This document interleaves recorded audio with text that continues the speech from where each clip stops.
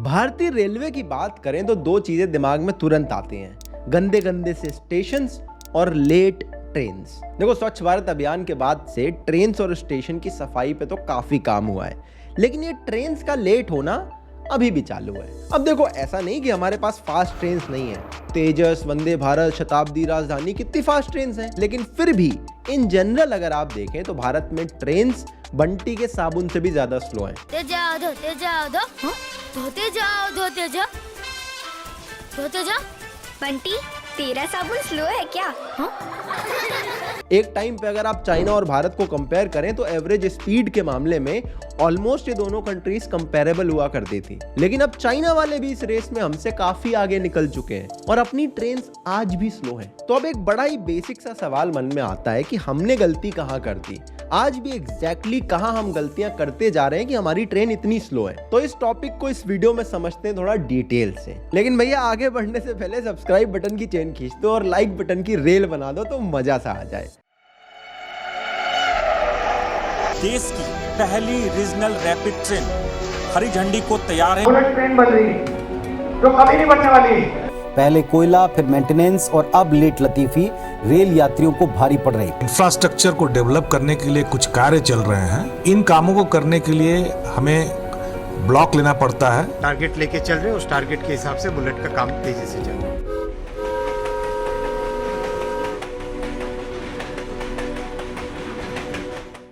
देखो, बेसिक से अगर शुरू करें तो ट्रेन की स्पीड दो चीजों पर डिपेंड करती है। पहला तो बड़ा बेसिक सी बात है, कौन सी टाइप ऑफ ट्रेन है, क्योंकि अलग अलग ट्रेन की स्पीड अलग अलग होती है। और सेकंड होती है कि आपकी रेलवे लाइन कौन सी है, क्योंकि अगर आपकी रेलवे लाइन मैक्सिमम 80 की स्पीड को सपोर्ट करेगी तो उस पर आप 150 वाली ट्रेन दौड़ा लो, वो 80 से ऊपर नहीं जा सकती। भारत में मेनली 4 कैटेगरीज में ट्रेन चलती हैं: एक्सप्रेस, सुपरफास्ट, प्रीमियम और पैसेंजर। अब सबसे मजेदार बात यह है कि 22 किलोमीटर पर आवर की एवरेज स्पीड से चलने वाली ट्रेन को हमारे यहाँ एक्सप्रेस बोल दिया जाता है। 55 पे चली गई तो सुपरफास्ट हो गई, और 70 की स्पीड अगर पकड़ ली तो भैया ये तो प्रीमियम ट्रेन है। नॉर्मल लोकल पैसेंजर की ट्रेन या फ्रेट ट्रेन जो है ये 36 और 26 की स्पीड से चलती है। ये जब आप बाकी कंट्रीज से कंपेयर करते हो तो सिचुएशन थोड़ी सीरियस मालूम देती है। और जो फास्ट ट्रेन भी हैं वो भी मोस्टली अपनी एवरेज स्पीड से काफी कम पे चलती है। कैग यानी कंट्रोलर एंड ऑडिटर जनरल, इन्होंने एक रिपोर्ट निकाली थी कि भारत में 478 सुपरफास्ट और एक्सप्रेस ट्रेन में 123 यानी कि लगभग 1/4 ट्रेन अपनी गिवन एवरेज स्पीड से भी कम पर चलती है। इस रिपोर्ट के आने तक ऑपरेशनल स्पीड के हिसाब से भारत की फास्टेस्ट ट्रेन थी गतिमान एक्सप्रेस, जिसकी top speed 160 kilometre per hour थी, लेकिन एवरेज अगर आप देखें तो ये कभी 3 डिजिट भी नहीं क्रॉस करती, 93 kmph पर ही रह जाती थी। वहीं अगर वंदे भारत, जो कि थ्योरेटिकली भारत की फास्टेस्ट ट्रेन है, इसकी highest speed 180 kilometre per hour तक जा सकती है, लेकिन ये भी मैक्सिमम 130 तक ही जाती है और ऑन एन एवरेज 95 पर ही चलती है। तो ये तो हमने बेसिक लेवल पर समझा टाइप ऑफ ट्रेन को। अब देखते हैं रेलवे लाइंस को। अपने पास टोटल 68,000 किलोमीटर से ज्यादा लंबा रेलवे नेटवर्क है, लेकिन इसमें 64,000 किलोमीटर ब्रॉड गेज में आता है, 2400 किलोमीटर आता है मीटर गेज में, 1600 किलोमीटर आता है नैरो गेज में और 700 किलोमीटर आता है स्टैंडर्ड गेज में। इन लाइंस के अलावा जो रेलवे है हमारे यहाँ पर मैनेजमेंट, वो भी सब जगह सेम नहीं है, इसको जोन्स में डिवाइड किया गया है। रेलवे के भारत में कुल 19 जोन्स हैं और उसमें 70 डिवीजन्स हैं। साइज के हिसाब से अगर आप देखें तो नॉर्दर्न रेलवे जोन जो है वो सबसे बड़ा रूट पड़ता है, वहीं जो कोंकण रेलवे जोन है वो सबसे छोटा पड़ता है। अब बिना किसी कंपैरिजन के तो हम ट्रेन्स की परफॉर्मेंस को कॉन्टेक्चुअलाइज कर नहीं सकते, तो कंपैरिजन के लिए चलो ले लेते हैं चाइना को। अपनी सुपरफास्ट ट्रेन्स की स्पीड उनकी नॉर्मल पैसेंजर ट्रेन की स्पीड से भी कम है। चाइना के अंदर नॉर्मल पैसेंजर ट्रेन जो है वो भी 120-140 kmph की स्पीड से चलती है, और ये उनकी एवरेज स्पीड है, क्योंकि इनकी भी टॉप स्पीड 160-180 kmph तक जाती है। और ये सिर्फ पेपर पे नहीं है, क्योंकि उनकी लाइंस एक्चुअल में इस स्पीड को सपोर्ट करती है। तो जब उनकी ट्रेन उनकी रेलवे लाइन पे उतरती है तो वो अपनी मैक्सिमम स्पीड को एक्चुअल में अचीव करती है। अब देखो, चाइना से मैं इसलिए कंपेयर कर रहा हूँ क्योंकि भाई हमारी दोनों की कंट्रीज की पॉपुलेशन ऑलमोस्ट इक्वल है। उनके यहाँ पर भी एक बहुत बड़ा रेलवे नेटवर्क है, और चाइना की जो रेलवे स्पीड है कुछ हद तक हमारे जैसी थी आज से 20-30 साल पहले। So where exactly did we lose the plot? Well, इसके कुछ पर्टिकुलर रीजंस हैं जो एक एक करके हमें डिस्कस कर लेने चाहिए। पहला रीजन है पॉपुलिस्ट पॉलिसीज। देखो हमारे यहाँ पॉलिटिशियंस का सबसे पहला गोल रहता है कि भैया अगले टर्म के इलेक्शन में जीत के वापस पावर में आना है। इसीलिए आप देखोगे पॉलिटिशियंस यूजुअली ऐसे स्टेप लेते हैं जो शॉर्ट टर्म में लोगों को फायदा दिखा सकें। लॉन्ग टर्म में लॉन्ग विजन क्या होगा, कैसे ग्रोथ होगी, इसकी ज्यादा चिंता करते नहीं है पॉलिटिशियन, और इसकी वजह से जो लॉन्ग टर्म विजन है वो कभी प्रायोरिटी में आ ही नहीं पाता। इंडियन रेलवे लाइंस को मॉडर्नाइज करना एक बहुत इंपॉर्टेंट टॉपिक है, लेकिन उस चीज को वोटर्स तक कन्वे करना और उसके नाम पर वोट बटोरना आसान नहीं है। इसलिए मोस्ट बजट में क्या फोकस रहता है, नई ट्रेन्स अनाउंस कर दो, क्योंकि वो डायरेक्टली पब्लिक को दिख जाएगी और उससे हमें वोट आ जाएगा। पिछले कुछ टाइम के आप बजट देखो, आपको पता चलेगा कितने शॉर्ट साइटेड रहे हैं। 2007-8 का बजट था जब लालू प्रसाद यादव जी रेलवे मिनिस्टर थे। 23 नए रेलवे रूट बनाने की बात की गई थी, 800 नए वैगन इंट्रोड्यूस हुए थे, 20,000 किलोमीटर के हाई डेंसिटी नेटवर्क की बात हुई थी, 32 नई ट्रेन लाई गई थी, 8 गरीब रथ ट्रेन का अनाउंसमेंट हुआ था। लेकिन मेन प्रॉब्लम सॉल्व करने की जब बात आई तो सिर्फ 500 किलोमीटर के नए रेलवे ट्रैक को इंट्रोड्यूस किया गया। फिर 2010-11 में आप देख लो, यहां पर भी सिचुएशन काफी सिमिलर थी। तरह तरह के सर्विस चार्जेस कम कर दिए गए, 52 नई ट्रेन को अनाउंस कर दिया गया, 12 ट्रेन सर्विसेज की फ्रीक्वेंसी बढ़ा दी गई। लेकिन जहां रेलवे ट्रैक के एक्सपेंशन की बात आई, सिर्फ 800 किलोमीटर के गेज कन्वर्जन और 700 किलोमीटर रेलवे लाइन के डबलिंग की बात की गई थी। ये तो मैंने आपको सिर्फ कुछ बड़े बड़े बजट्स के एग्जाम्पल दिए पिछले कुछ सालों में। ऑलमोस्ट हर रेल बजट में आपको इसी तरह की स्टोरी देखने को मिल जाएगी। लोगों को इमीडिएट खुश करने के खूब सारे स्टेप लिए जाते हैं, लेकिन लॉन्ग टर्म में अगले 25 साल में 30 साल में क्या होगा उसके प्लान्स पर बहुत मायोपिक व्यू पॉइंट रहता है। और लगातार साल दर साल इन्हीं बजट्स का नतीजा है कि ब्रिटिशर्स 54,000 किलोमीटर के रेलवे ट्रैक बना के चले गए थे और हम सिर्फ 14,000 किलोमीटर के रेलवे ट्रैक ही उसमें ऐड कर पाए हैं। हर साल हम बस नई ट्रेन अनाउंस कर देते हैं। ईयर 2000 में 8,520 डेली पैसेंजर ट्रेन हुआ करती थी, जो 2015-16 में 13,000 तक पहुंच गई हैं। वहीं फ्रेट ट्रेन्स का भी अगर आप नंबर देखोगे, स्टैगरिंग 59% से इंक्रीज हुआ है और एग्जिस्टिंग ट्रैक्स उतने ही है, तो ऑब्वियस सी बात है ट्रैक में कंजेशन बढ़ता जा रहा है। ऑल्टरनेट रूट्स भी बहुत कम ही बनाए जा रहे हैं। तो सेम ट्रैक में जब आप ज्यादा ट्रेन भरते जाओगे तो ऑब्वियस सी बात है कि उनकी एवरेज स्पीड कम होती चली जाएगी, उन्हें मैनेज करना मुश्किल होता चला जाएगा। और इस कंजेशन को हैंडल करने के लिए जो ट्रैक अपग्रेडेशन का काम था उसके लिए बजट ही नहीं मिल पा रहा है। दूसरा रीजन है बैड इंफ्रास्ट्रक्चर। इन पॉपुलिस्ट पॉलिसीज की वजह से रेलवे के जो फंड एलोकेशन है उसमें जो प्रायोरिटी है वो हमेशा मिसअलाइंड रही है। इसी का नतीजा है कि आज अपने देश में चाहे शताब्दी और राजधानी जैसी फास्ट ट्रेन हो या पैसेंजर और फ्रेट ट्रेन हो, सारी एक ही ट्रैक पे चलती हैं और इससे अलग अलग जगह पर ट्रेन को बीच बीच में रोका जाता है। एक ट्रेन को प्रायोरिटाइज करने के लिए उसको पास दिया जाता है, कभी दूसरे को रोक दिया जाता है, जो कि एक ट्रेन के डिलेज का मेजर रीजन बनता है। अपना इंफ्रास्ट्रक्चर भी इतना खराब है कि भैया सिंगापुर से कंटेनर मुंबई 5 दिन में आता है, लेकिन मुंबई से दिल्ली जाने में उसको 2 हफ्ते लग जाते हैं। भारत में जो 40% रेलवे ट्रैक्स हैं आज के टाइम, वो अपनी कैपेसिटी से ज्यादा यूज हो चुके हैं। अब इन्हें इधर चेंज करने की या फिर अपग्रेड करने की सख्त जरूरत है। Almost every year 4,500 kilometre track length के रिन्यूअल की जरूरत है आज हमें, लेकिन हम इसके आसपास भी नहीं पहुंच पा रहे हैं। पुराने ट्रैक्स लंबे समय तक यूज होने की वजह से इनकी जो ज्यादा स्पीड सपोर्ट करने की कैपेबिलिटी है वो कम होती जा रही है। इसीलिए भले आप ट्रेन ऐसी बना लो जो 160-180 किलोमीटर पर आवर तक चल सकती है, लेकिन वो ट्रेन जहां पर चलती है वहां पर मेजॉरिटी ऑफ जो ट्रैक आपका है वो इतना पुराना है कि वो 80-90 से ऊपर की स्पीड को सपोर्ट ही नहीं करता, तो आप अपनी इस मॉडर्न ट्रेन की फुल कैपेसिटी कभी यूज ही नहीं कर पा रहे हैं। तीसरा रीजन है इंटरजोनल राइवलरी। ये भी मुझे लगता नहीं था इतनी बड़ी बात होगी, बट मैंने कुछ आर्टिकल्स पढ़े, यहाँ पर पता चलता है this is a big thing.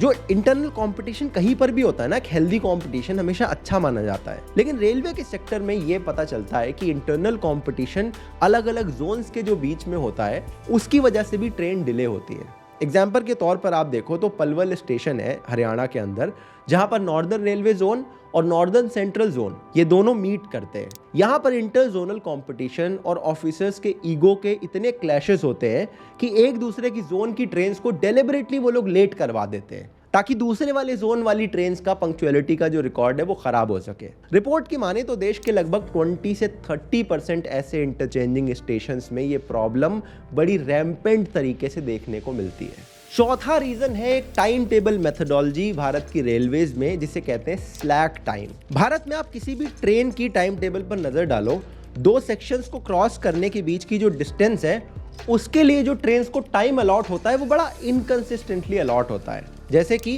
Cuttack से जयपुर 72 किलोमीटर का जो पूरा एरिया है उसको कवर करने के लिए पुरुषोत्तम एक्सप्रेस को 44 मिनट दिए गए, लेकिन बोकारो से चंद्रपुर यानी कि सिर्फ 15 किलोमीटर एरिया जाने के लिए इसे 50 मिनट दिए गए।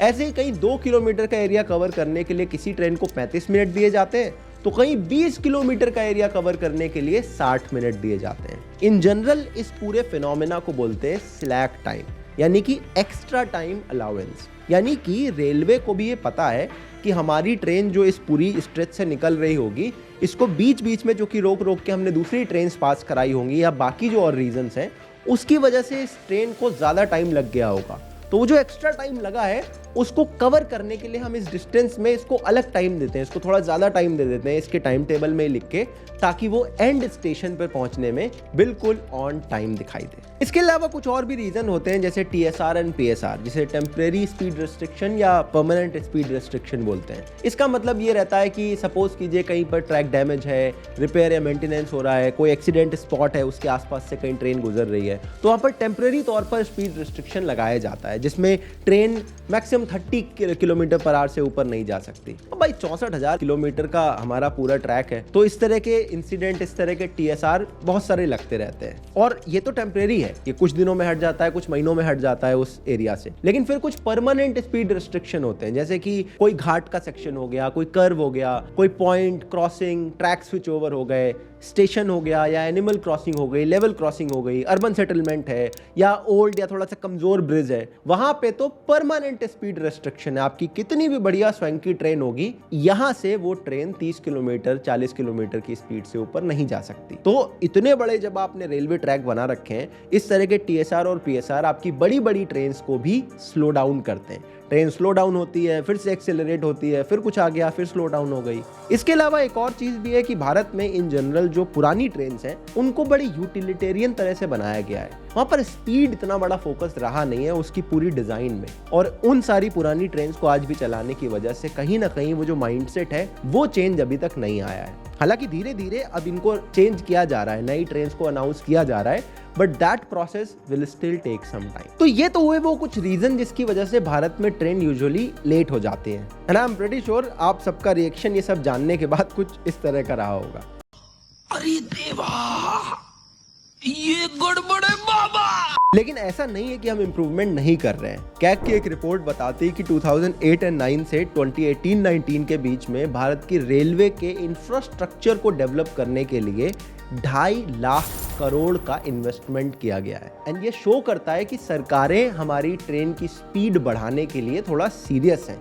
2016 में आप देखो मिशन रफ्तार इंट्रोड्यूस किया गया था, ये करने के लिए कि भाई हमारी ट्रेन की स्पीड बढ़नी चाहिए। लेकिन इसका ओवरऑल जो रिजल्ट था वो बड़ा वियर्ड रहा, क्योंकि 2012-13 में नॉन एक्सप्रेस पैसेंजर ट्रेन जो थी वो 1000 किलोमीटर ट्रैवल करने में 27 आवर्स और 37 मिनट लगा रही थी।